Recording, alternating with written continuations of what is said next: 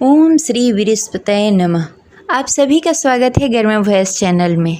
बृहस्पतिवार यानी गुरुवार बृहस्पति देव को समर्पित है। आज आप सुनेंगे बृहस्पति देव की संपूर्ण कथा। उससे पहले कमेंट में लिखें जय बृहस्पति देव। पौराणिक कथा के अनुसार प्राचीन समय की बात है। भारतवर्ष में एक राजा राज्य करता था। वो बड़ा ही प्रतापी और दानी था। वह नित्य प्रति मंदिर में भगवत दर्शन करने के लिए जाता और ब्राह्मणों और गुरु की सेवा किया करता। उसके द्वार से कोई भी याचक निराश होकर नहीं लौटता। वह प्रत्येक गुरुवार को व्रत रखता एवं पूजन करता, गरीबों की सहायता करता। परंतु यह सब बातें उसकी रानी को बिल्कुल अच्छी नहीं लगती थी। वह न तो व्रत करती और न ही किसी को एक भी पैसा दान में देती थी। वह राजा से भी ऐसा करने को मना किया करती थी। एक समय की बात है, राजा शिकार खेलने के लिए वन को चले गए। घर पर रानी और दासी थी। उस समय गुरु बृहस्पति साधु का रूप धारण करके राजा के दरवाजे पर भिक्षा मांगने के लिए आए। साधु ने रानी से भिक्षा मांगी तो वह कहने लगी, हे साधु महाराज, मैं इस दान पुण्य से तंग आ गई हूँ। इस कार्य के लिए तो मेरे पति ही बहुत हैं। अब आप ऐसी कृपा करें कि सारा धन नष्ट हो जाए तथा मैं आराम से रह सकूं। साधु रूपी बृहस्पति देव ने कहा, हे देवी, तुम तो बड़ी ही विचित्र हो। संतान और धन से कोई दुखी नहीं होता, इसको सभी चाहते हैं। पापी भी धन और पुत्र की इच्छा करता है। अगर तुम्हारे पास धन अधिक है तो भूखे मनुष्यों को भोजन करवाओ, प्याव लगवाओ, ब्राह्मणों को दान दो, धर्मशाला बनवाओ, कुआं, तालाब, बावड़ी, बाग, बगीचे आदि का निर्माण कराओ तथा निर्धन कुंवारी कन्याओं का विवाह करवाओ।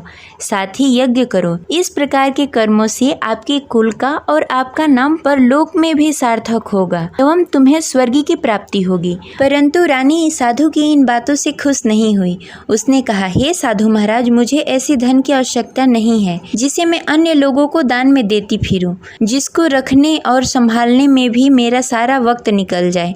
साधु ने कहा, हे देवी, यदि तुम्हारी ऐसी ही इच्छा है तो जैसा मैं तुम्हें बताता हूँ वैसा करना। बृहस्पतिवार के दिन आंगन को गोबर से लीपना और अपने केसों को पीली मिट्टी से धोना। केसों को धोते समय स्नान करना। राजा से कहना कि वो हजामत कराए। भोजन में मांस मदिरा खाना। कपड़े धोबी को धोने के लिए देना। इस प्रकार 7 बृहस्पतिवार को करने से तुम्हारा सारा धन नष्ट हो जाएगा। यह कहकर साधु महाराज रूपी बृहस्पति देव अंतर्ध्यान हो गए। रानी ने साधु के कहने के अनुसार 7 बृहस्पतिवार तक वैसा ही करने का विचार किया। साधु के बताए हुए कार्य करते हुए केवल 3 ही बृहस्पतिवार बीते कि उसकी सारी संपत्ति नष्ट हो गई। भोजन के लिए भी 2 समय परिवार तरसने लगा तथा सांसारिक भोगों से दुखी रहने लगा। तब राजा रानी से कहने लगा कि हे रानी, तुम यहाँ पर रहो, मैं दूसरे देश जा रहा हूँ। क्योंकि यहाँ पर मुझे सभी मनुष्य जानते हैं, इसलिए मैं यहाँ कोई कार्य नहीं कर सकता। मैं अब परदेश जा रहा हूँ, वहाँ कोई काम धंधा करूँगा, शायद हमारे भाग्य बदल जाए। ऐसा कहकर राजा परदेश को चला गया। वो वहाँ जंगल से लकड़ियाँ काट कर लाता और शहर में बेचता। इस तरह जीवन व्यतीत करने लगा। इधर राजा के बिना रानी और दासी दुखी रहने लगी। किसी दिन भोजन मिलता और किसी दिन जल पीकर ही रहना पड़ता। एक दिन रानी और दासी को भोजन किए बिना 7 दिन व्यतीत हो गए। तो रानी ने अपनी दासी से कहा, हे दासी, यहाँ पास के नगर में मेरी बहन रहती है। वह बड़ी ही धनवान है। तुम उसके पास जाओ और वहाँ से 5 सेर बेजल मांग के लाओ, जिससे कुछ समय के लिए गुजारा हो जाएगा। दासी रानी की बहन के पास गई। रानी की बहन उस समय पूजा कर रही थी। बृहस्पतिवार का दिन था। दासी ने रानी की बहन से कहा, हे रानी, मुझे आपकी बहन ने भेजा है, मुझे 5 सेर बेजल दे दो। दासी ने यह बात अनेक बार कही, परंतु रानी की बहन ने कोई उत्तर नहीं दिया, क्योंकि वह उस समय बृहस्पतिवार का कथा सुन रही थी। जब दासी को रानी की बहन की कोई उत्तर नहीं मिला तो वह बहुत ही दुखी हुई। उसे क्रोध भी आया। वह लौटकर रानी से बोली, हे रानी, आपकी बहन बहुत ही घमंडी है। वह छोटे लोगों से बात नहीं करती। मैंने उससे कहा, उसने कोई उत्तर नहीं दिया। मैं वापस चली आई। रानी बोली, हे दासी, उसमें उसकी कोई गलती नहीं है। जब बुरे दिन आते हैं तब कोई असहारा नहीं देता। अच्छे बुरे का पता विपत्ति में ही लगता है। जो ईश्वर की इच्छा होगी वही होगा। यह सब हमारे भाग्य का दोष है। उधर रानी की बहन ने सोचा कि मेरी बहन की दासी आई हुई थी, परंतु मैं उससे नहीं बोली, इससे वो बहुत दुखी हुई होगी। अतः कथा सुन बृहस्पति भगवान का पूजन समाप्त करके अपनी बहन के घर गई और कहने लगी, हे बहन, मैं बृहस्पतिवार का व्रत कर रही थी। तुम्हारी दासी हमारे घर आई थी, परंतु जब तक हम कथा सुनते हैं तब तक हम लोग न उठते हैं न किसी से बातें करते हैं, इसलिए मैं नहीं बोली। कहो दासी क्यों गई थी? रानी बोली, बहन, हमारे घर अनाज नहीं था। वैसे तुमसे कोई बात छिपी नहीं है, इस कारण मैंने दासी को तुम्हारे पास 5 सर बेजल के लिए भेजा था। रानी की बहन बोली, बहन देखो, बृहस्पति भगवान सबकी मनोकामनाएं पूर्ण करते हैं। देखो शायद तुम्हारे घर में कहीं अनाज रखा हो। यह सुनकर दासी घर के अंदर गई। वहाँ से उसे एक घड़ा बेजल का भरा हुआ मिल गया। उसे बड़ी हैरानी हुई क्योंकि उसके एक एक बर्तन देख लिया था। उसने बाहर आकर रानी को बताया। दासी अपने रानी से कहने लगी, हे रानी, देखो, वैसे हमको जब अन्न नहीं मिलता तो हम रोज ही व्रत करते। अगर इनसे इस व्रत की विधि और कथा पूछ ली जाए तो हम भी इस व्रत को किया करेंगे। दासी के कहने पर रानी ने अपनी बहन से बृहस्पतिवार के व्रत के बारे में पूछा।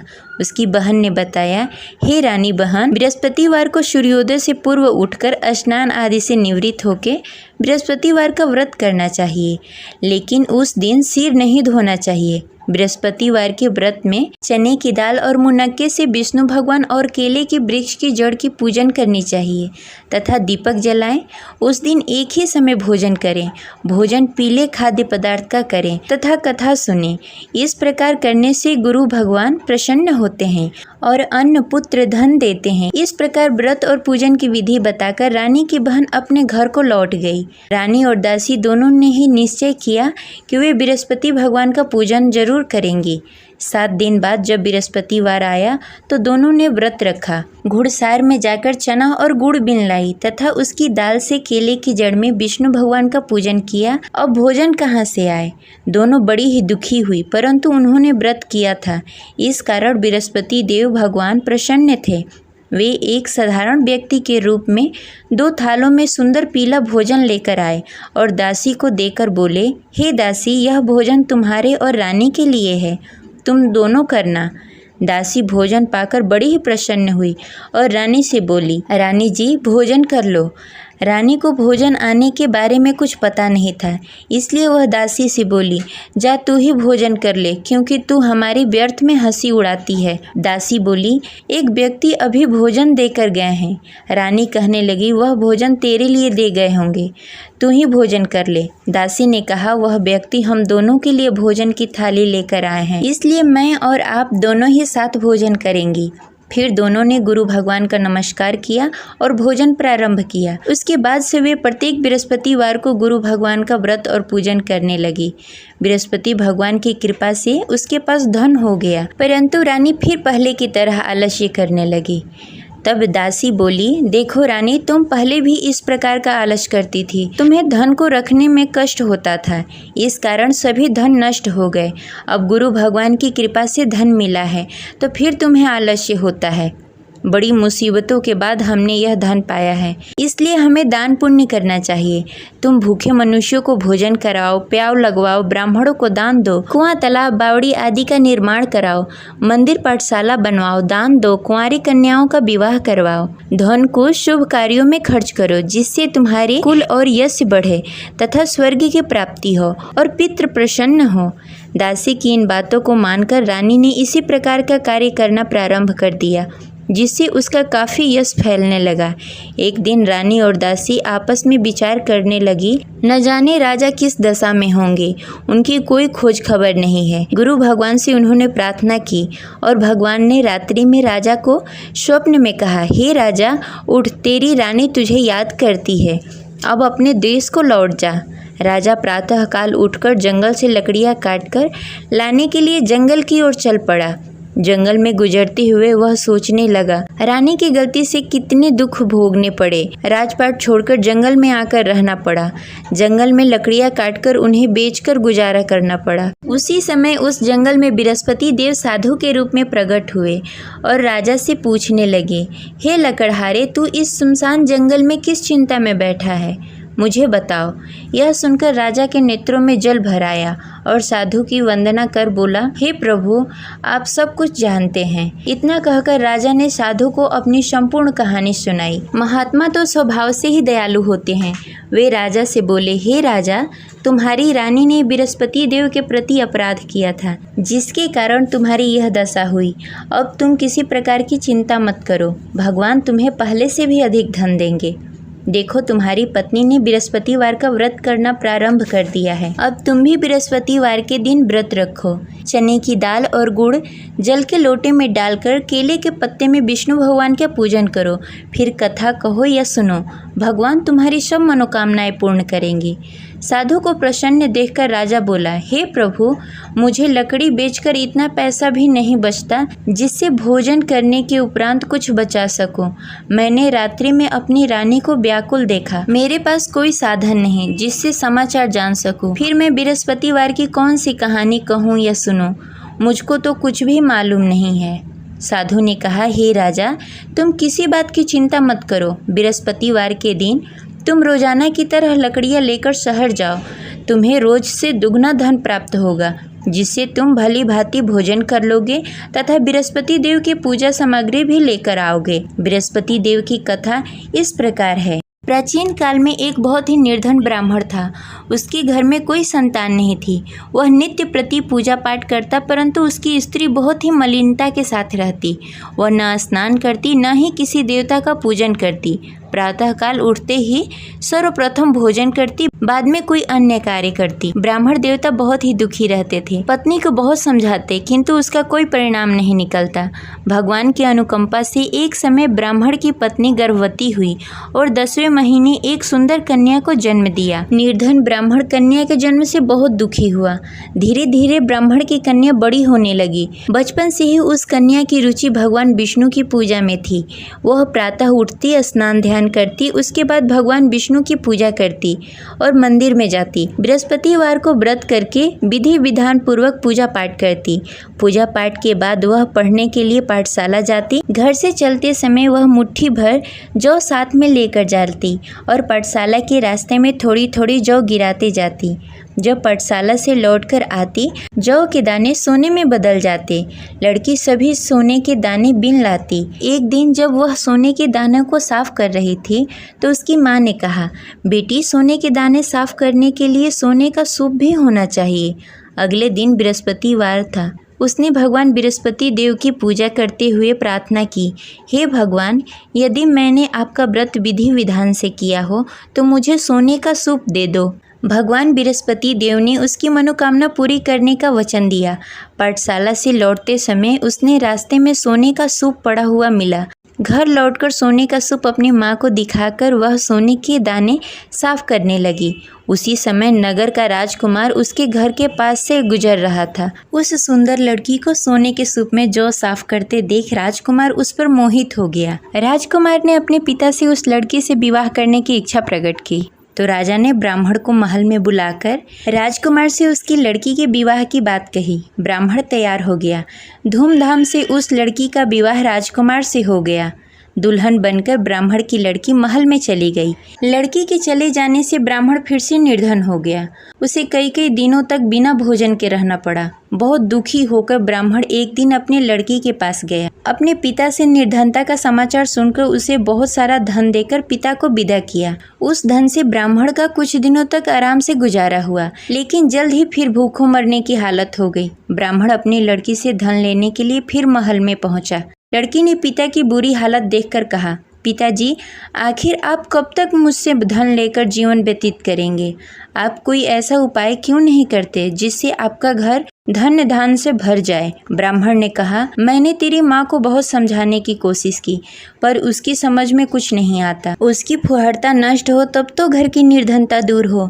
तब कुछ सोचकर लड़की ने पिता से कहा, पिताजी, आप कुछ दिनों के लिए माँ को मेरे पास छोड़ जाओ। तब कुछ सोचकर ब्राह्मण ने पत्नी को लड़की के पास महल में छोड़ दिया। लड़की ने अपनी माँ से कहा, माँ, तुम कल प्रातः उठकर स्नान आदि करके भगवान विष्णु की पूजा करना। पूजा करने से तुम्हारी निर्धनता अवश्य दूर हो जाएगी। लेकिन उसकी माँ ने उसकी कोई बात नहीं मानी। तब क्रोधित होकर लड़की ने अपनी माँ को एक कक्ष में बंद कर दिया। सूर्योदय के समय माँ को उठाकर जबरदस्ती उसे स्नान आदि करवाया, फिर मंदिर में ले जाकर भगवान बृहस्पति देव की पूजा करवाई। कुछ दिनों तक ऐसा करने से माँ की बुद्धि में कुछ परिवर्तन हुआ और वह स्वयं बृहस्पतिवार का व्रत रखने लगी। उसके व्रत करने से ब्राह्मण के घर की निर्धनता दूर हो गई और भगवान विष्णु की अनुकंपा हुई और दोनों पति पत्नी धन संपत्ति पाकर आनंद पूर्वक जीवन व्यतीत करते हुए विष्णु धाम को चले गए। लकड़हारा बने राजा ने उस साधु से भगवान विष्णु देव की यह कथा सुनकर बृहस्पतिवार का व्रत करना शुरू कर दिया और भगवान विष्णु की पूजा करने लगा। उस दिन से उसकी सभी क्लेश दूर हो गए। लेकिन अगले बृहस्पतिवार को कामकाज में अधिक व्यस्त होने के कारण उसने भगवान बृहस्पति देव का व्रत नहीं किया। भगवान बृहस्पति देव लकड़हारे से क्रोधित हो गए और उसे भूल की सजा दी। उस दिन नगर के राजा ने नगर में घोषणा करके सबको सूचित किया कि प्रत्येक नागरिक मेरे महल में भोजन करने आए। जो नहीं आएगा उसे अपराधी मानकर भारी दंड दिया जाएगा। लकड़हारा बने राजा ने उस नगर के राजा की घोषणा तो सुनी, लेकिन जंगल से लकड़ी काटकर लाने और उसे बेचने में देरी हो जाने के कारण वह समय पर महल में भोजन करने नहीं पहुंच सका। अतः राजा के सैनिक लकड़हारे को पकड़कर महल में ले गए। राजा ने उसे महल के एक कक्ष में बैठाकर भोजन कराया। उस कक्ष में एक खुट्टी पर रानी का सोने का हार लटका हुआ था। लकड़हारा अकेला उस कक्ष में भोजन कर रहा था। तभी उसने एक आश्चर्यजनक घटना देखी। देखते ही देखते वह खुट्टी हार को निगल गई। थोड़ी देर बाद जब राजा ने हार को गायब देखा तो लकड़हारे को कारावास में डाल दिया। लकड़हारा मन ही मन अपने भाग्य को कोसने लगा। तभी उसे जंगल में मिले साधु का स्मरण हुआ। थोड़ी देर में भगवान बृहस्पति देव सन्यासी के रूप में उसके सामने प्रकट हुए और कहा, हे लकड़हारे, तूने भगवान बृहस्पति देव की पूजा नहीं की, इसी कारण तुम्हें कष्ट हो रहा है। लेकिन अब चिंता मत करो, बृहस्पतिवार के दिन कारागार के दरवाजे पर तुम्हें कुछ पैसे पड़े हुए मिलेंगे। उन पैसों से भगवान बृहस्पति देव का व्रत करके उनकी पूजा करोगे तो तुम्हारे सारे दुख दूर हो जाएंगे। फिर बृहस्पतिवार के दिन दरवाजे पर पड़े पैसे राजा को मिले, जिससे उसने चने की दाल, गुड़, मुनक्का मंगाकर भगवान बृहस्पति देव की कथा कही और व्रत किया, जिससे भगवान बृहस्पति देव प्रसन्न होकर उस नगर के राजा को स्वप्न में लकड़हारे को मुक्त करने को कहा। सुबह राजा ने आकर अपने कक्ष में देखा कि खूंटी पर हार टंगा हुआ है। राजा ने लकड़हारे को मुक्त कर दिया, उसे धन और आभूषण देकर विदा किया। लकड़हारा बना राजा उस नगर से चलकर अपने नगर की तरफ चल दिया। जब राजा अपने नगर में पहुंचा तो उसने देखा उस नगर में कुएं, धर्मशाला, बाग बगीचे देखकर बहुत प्रसन्न हुआ। राजा ने किसी से पूछा, ये कुएं? आज आप सुनेंगे बृहस्पति देव की संपूर्ण कथा। उससे पहले कमेंट में लिखें जय बृहस्पति देव। पौराणिक कथा के अनुसार प्राचीन समय की बात है। भारतवर्ष में एक राजा राज्य करता था। वो बड़ा ही प्रतापी और दानी था। वह नित्य प्रति मंदिर में भगवत दर्शन करने के लिए जाता और ब्राह्मणों और गुरु की सेवा किया करता। उसके द्वार से कोई भी याचक निराश होकर नहीं लौटता। वह प्रत्येक गुरुवार को व्रत रखता एवं पूजन करता, गरीबों की सहायता करता। परंतु यह सब बातें उसकी रानी को बिल्कुल अच्छी नहीं लगती थी।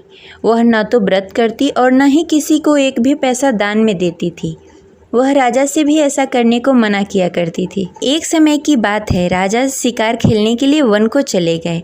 घर पर रानी और दासी थी। उस समय गुरु बृहस्पति साधु का रूप धारण करके राजा के दरवाजे पर भिक्षा मांगने के लिए आए। साधु ने रानी से भिक्षा मांगी तो वह कहने लगी, हे साधु महाराज, मैं इस दान पुण्य से तंग आ गई हूँ। इस कार्य के लिए तो मेरे पति ही बहुत हैं। अब आप ऐसी कृपा करें कि सारा धन नष्ट हो जाए तथा मैं आराम से रह सकूं। साधु रूपी बृहस्पति देव ने कहा, हे देवी, तुम तो बड़ी ही विचित्र हो। संतान और धन से कोई दुखी नहीं होता, इसको सभी चाहते हैं। पापी भी धन और पुत्र की इच्छा करता है। अगर तुम्हारे पास धन अधिक है तो भूखे मनुष्यों को भोजन करवाओ, प्याव लगवाओ, ब्राह्मणों को दान दो, धर्मशाला बनवाओ, कुआं, तालाब, बावड़ी, बाग बगीचे आदि का निर्माण कराओ तथा निर्धन कुंवारी कन्याओं का विवाह करवाओ। साथ ही यज्ञ करो। इस प्रकार के कर्मों से आपके कुल का और आपका नाम परलोक में भी सार्थक सार्थक होगा एवं तुम्हें स्वर्ग की प्राप्ति होगी। परंतु रानी साधु की इन बातों से खुश नहीं हुई। उसने कहा, हे साधु महाराज, मुझे ऐसी धन की आवश्यकता नहीं है जिसे मैं अन्य लोगों को दान में देती फिरूं, जिसको रखने और संभालने में भी मेरा सारा वक्त निकल जाए। साधु ने कहा, हे देवी, यदि तुम्हारी ऐसी ही इच्छा है तो जैसा मैं तुम्हें बताता हूँ वैसा करना। बृहस्पतिवार के दिन आंगन को गोबर से लीपना और अपने केशों को पीली मिट्टी से धोना। केशों को धोते समय स्नान करना। राजा से कहना कि वो हजामत कराए। भोजन में मांस मदिरा खाना। कपड़े धोबी को धोने के लिए देना। इस प्रकार 7 बृहस्पतिवार को करने से तुम्हारा सारा धन नष्ट हो जाएगा। यह कहकर साधु महाराज रूपी बृहस्पति देव अंतर्ध्यान हो गए। रानी ने साधु के कहने के अनुसार 7 बृहस्पतिवार तक वैसा ही करने का विचार किया। साधु के बताए हुए कार्य करते हुए केवल 3 ही बृहस्पतिवार बीते कि उसकी सारी संपत्ति नष्ट हो गई। भोजन के लिए भी 2 समय परिवार तरसने लगा तथा सांसारिक भोगों से दुखी रहने लगा। तब राजा रानी से कहने लगा कि हे रानी, तुम यहाँ पर रहो, मैं दूसरे देश जा रहा हूँ, क्योंकि यहाँ पर मुझे सभी मनुष्य जानते हैं, इसलिए मैं यहाँ कोई कार्य नहीं कर सकता। मैं अब परदेश जा रहा हूँ, वहाँ कोई काम धंधा करूँगा, शायद हमारे भाग्य बदल जाए। ऐसा कहकर राजा परदेश को चला गया। वो वहाँ जंगल से लकड़ियाँ काट कर लाता और शहर में बेचता। इस तरह जीवन व्यतीत करने लगा।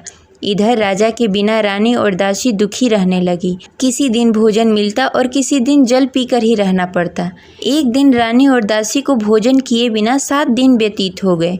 तो रानी ने अपनी दासी से कहा, हे दासी, यहाँ पास के नगर में मेरी बहन रहती है, वह बड़ी ही धनवान है। तुम उसके पास जाओ और वहाँ से 5 सेर बेजल मांग के लाओ, जिससे कुछ समय के लिए गुजारा हो जाएगा। दासी रानी की बहन के पास गई। रानी की बहन उस समय पूजा कर रही थी। बृहस्पतिवार का दिन था। दासी ने रानी की बहन से कहा, हे रानी, मुझे आपकी बहन ने भेजा है, मुझे 5 सेर बेजल दे दो। दासी ने यह बात अनेक बार कही, परंतु रानी की बहन ने कोई उत्तर नहीं दिया, क्योंकि वह उस समय बृहस्पतिवार का कथा सुन रही थी। जब दासी को रानी की बहन की कोई उत्तर नहीं मिला तो वह बहुत ही दुखी हुई। उसे क्रोध भी आया। वह लौटकर रानी से बोली, हे रानी, आपकी बहन बहुत ही घमंडी है, वह छोटे लोगों से बात नहीं करती। मैंने उससे कहा, उसने कोई उत्तर नहीं दिया। मैं वापस चली आई। रानी बोली, हे दासी, उसमें उसकी कोई गलती नहीं है। जब बुरे दिन आते हैं तब कोई असहारा नहीं देता। अच्छे